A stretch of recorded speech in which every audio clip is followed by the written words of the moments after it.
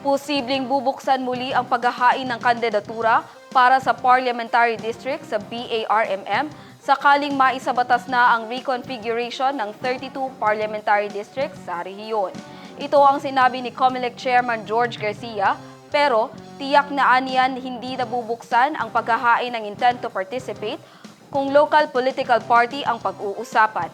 Narito ang paliwanag ni Chairman Garcia sa usapin.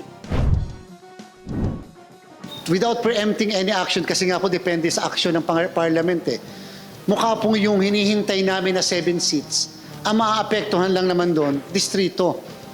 And therefore, kung sakaling may i-open ng COMELEC ng filing, yun pong sa distrito.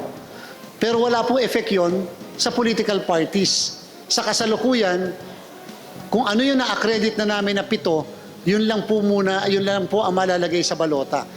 Maybe we do not have the time anymore na mag-accredit po ng iba pang political parties sa haba na po ng binigay namin. At ang dami po, 17 ang napa-accredit, 6 ang in-accredit namin. Yung mga sectoral po, 1,500 ang nag-file.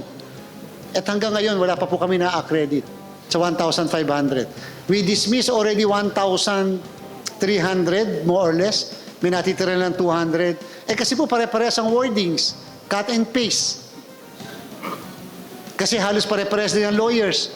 So, kinat and paste, ayun ang result. Mali-mali. Kaya po, we cannot accredit. At this point, tingnan po natin. Pero yung pong pag-o-open ng filing ng candidacy, baka po doon lang sa parliamentary legislative district. Hindi po apektado ang mga political parties.